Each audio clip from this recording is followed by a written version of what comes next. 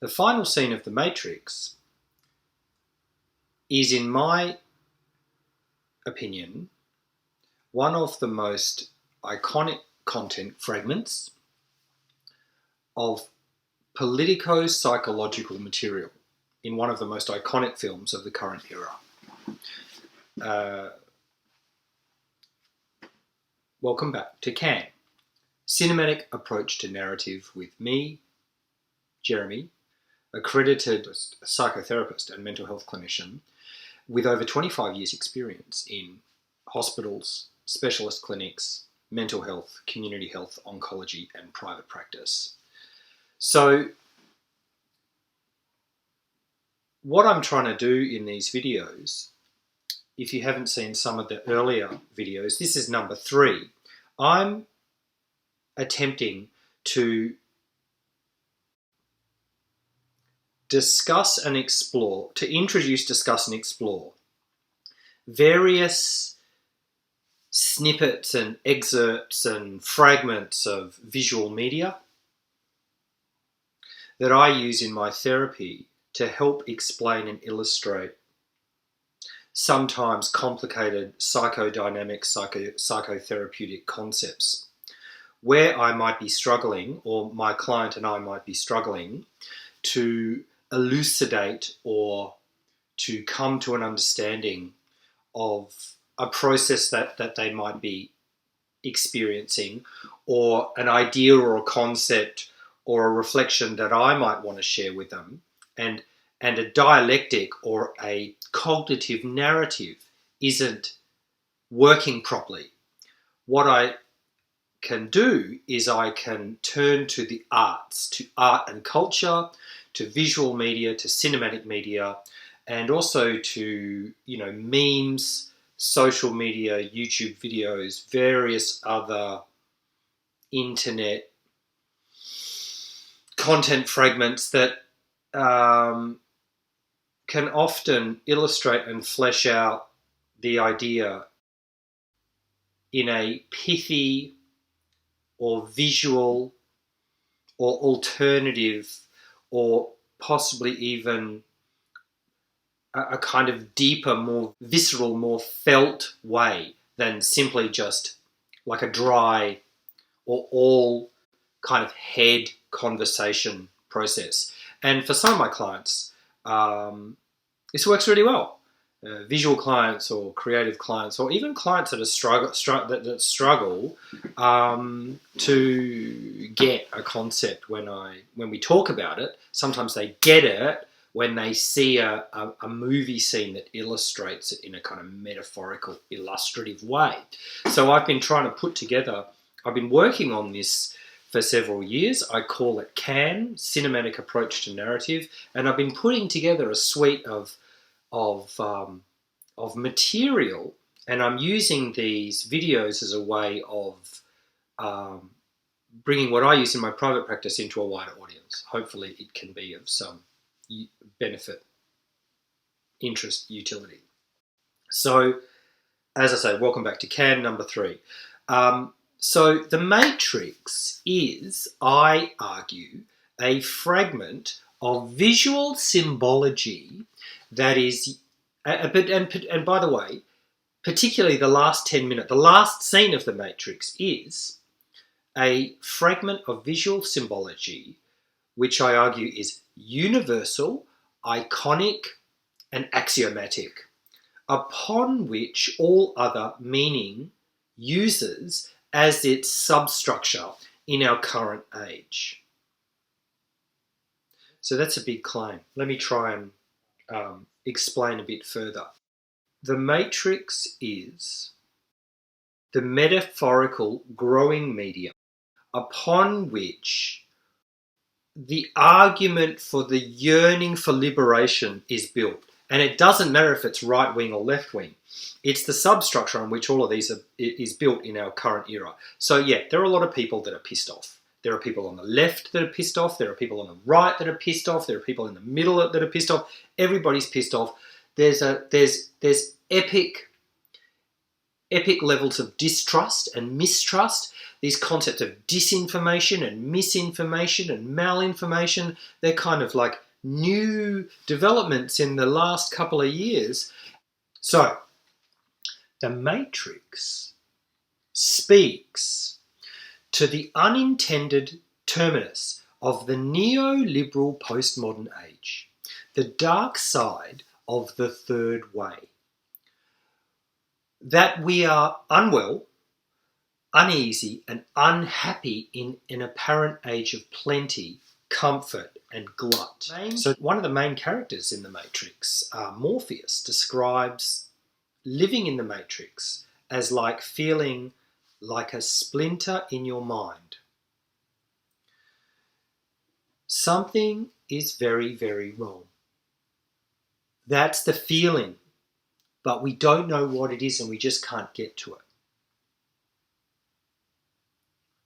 It's an itch that you can't scratch.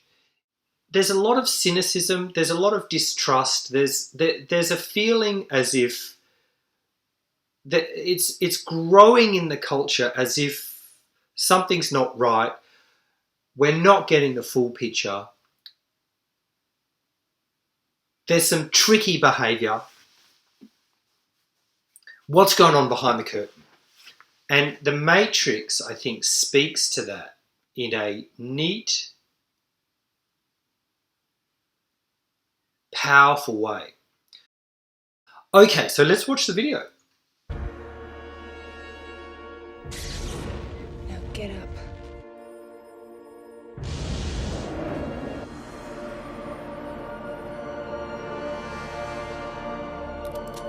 No.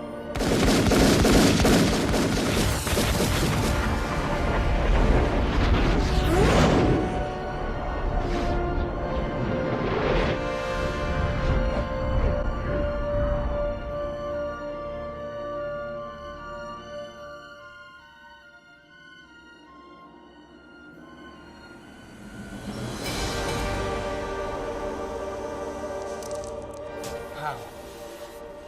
He is the one.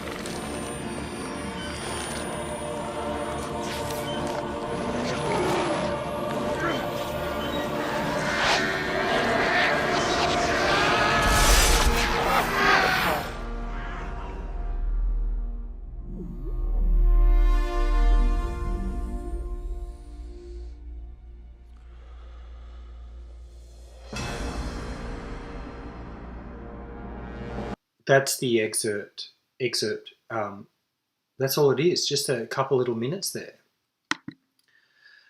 So my original Cannes video about The Mission, the 1986 film starring Robert De Niro, Jeremy Irons, Liam Neeson, a bunch of other great actors of the male leads of the era, spoke about the burden journey. So yeah, my first Cannes video spoke about The Mission, spoke about the burden journey of the mentally wounded individual. And we'll put the link up there. So the Cannes mission scene is a poignant description and depiction of the individual who is in suffering due to mental health burden.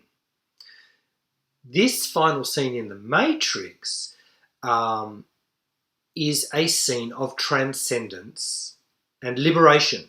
So in my therapy, I use this scene as a illustration of transcendence psychologically and therapeutically.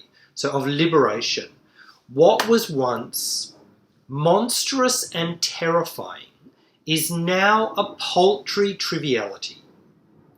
An extraordinary description of the temporal psychological healing achievement of walking into the arena and slaying the dragon that previously kept you and your cowardly comrades huddled around the fire, warming your hands, staying immobilized through fear, and hoping that the heroes would take care of business. You previously talking big but doing nothing. Now you are able to transcend your fear, your immobilization, your stuckness, walk into the arena, pick up your sword, put on your armor, take on the dragon and slay the dragon. And, so that is a psychological process that I see happening for clients of mine, for example, who are dealing with addiction and for the first time ever are able to make it through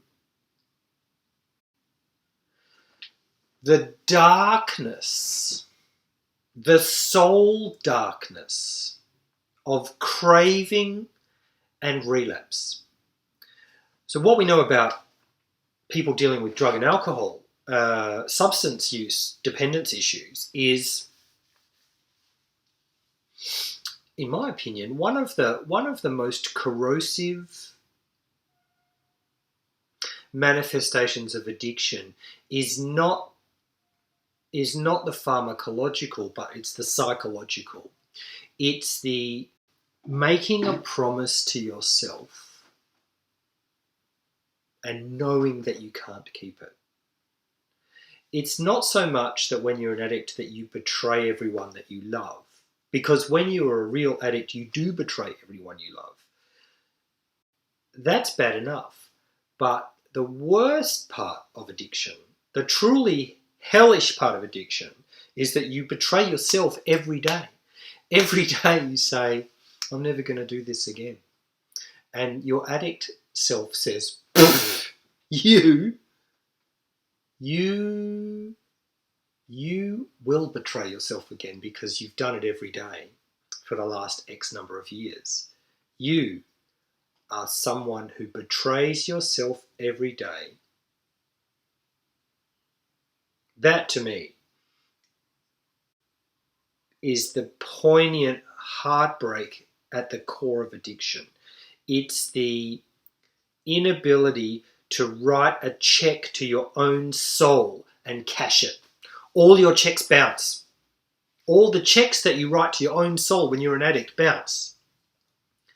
Until and only when, by repeated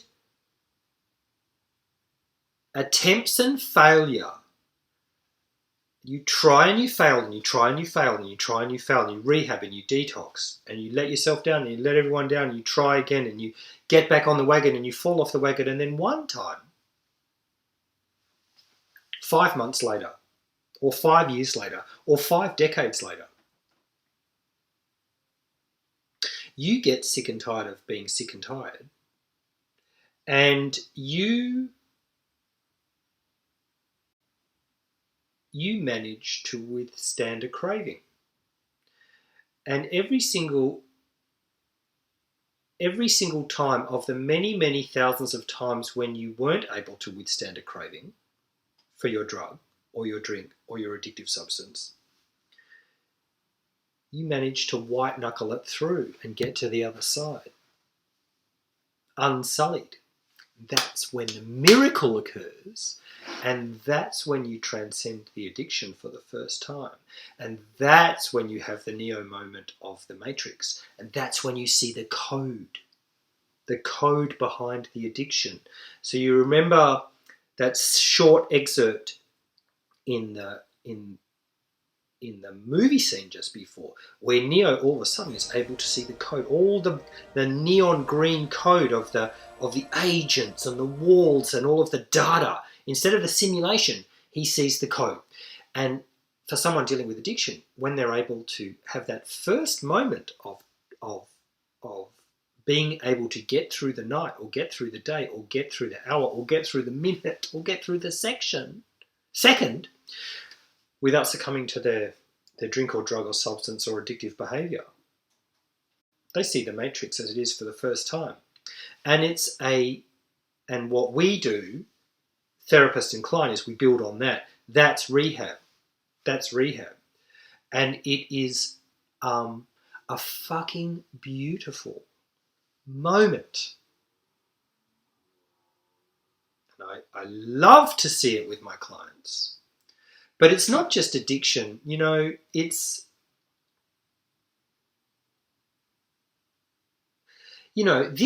this beautiful moment where that which has you so dominated and so addicted and so caught up and so wrapped up in the spider's web of behaviour, it might be, for example, the spouse of someone suffering with a personality disorder, a loved one of a toxic narcissist, someone being able to flee from such a figure in the form of a parent, and someone who for the first time ever is able to extract themselves from a dysfunctional, toxic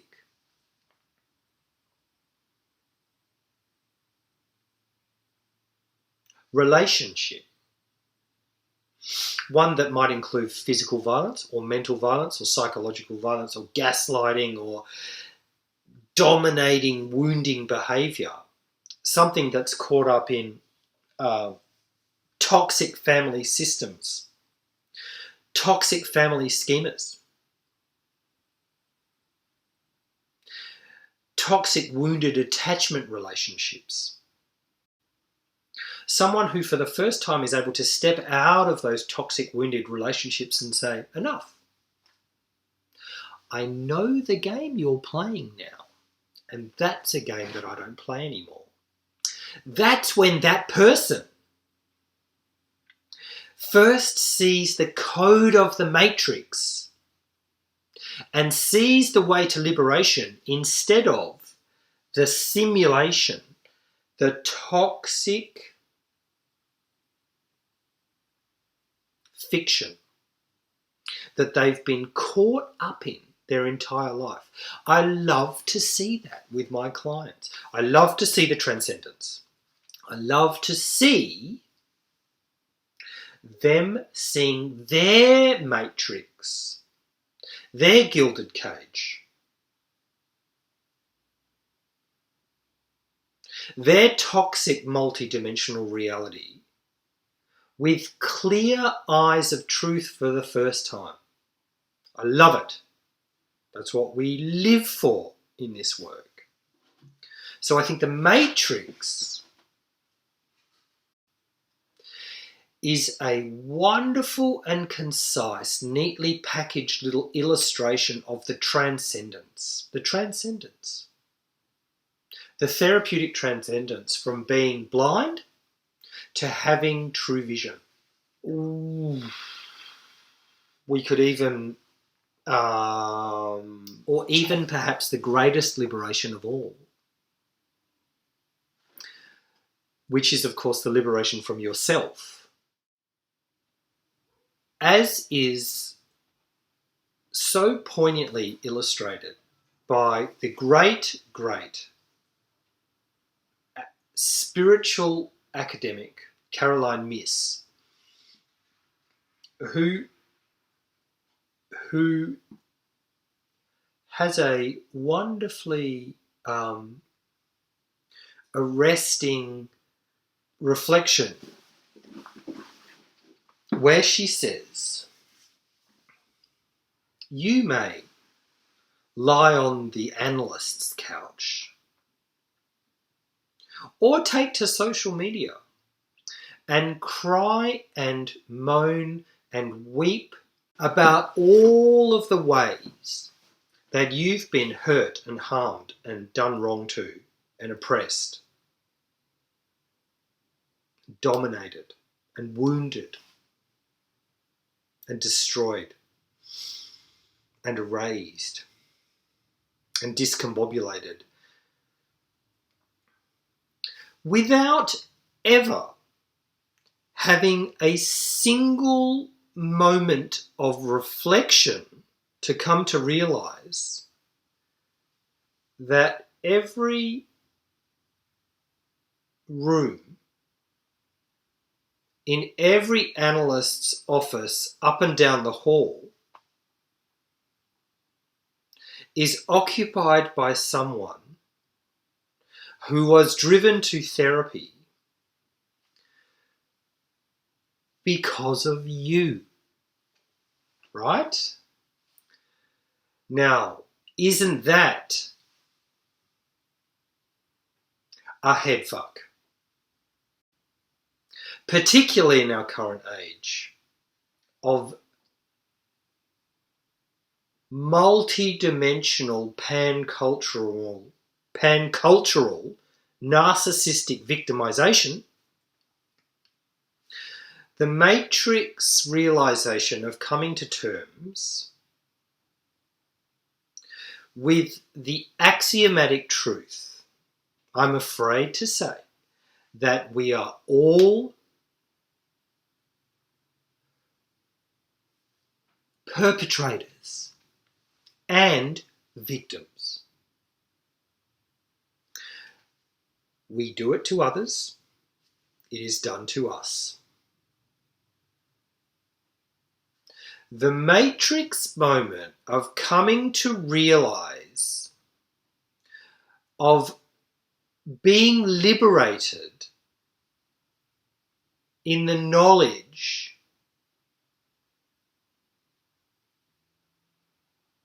that you too are the oppressor as well as being the oppressed. And to be liberated from yourself in that way is a true high point of matrix-like self-actualization.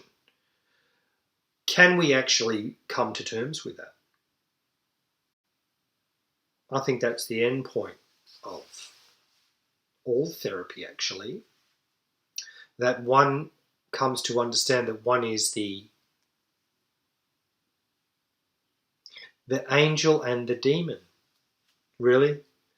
You are the victim and the perpetrator.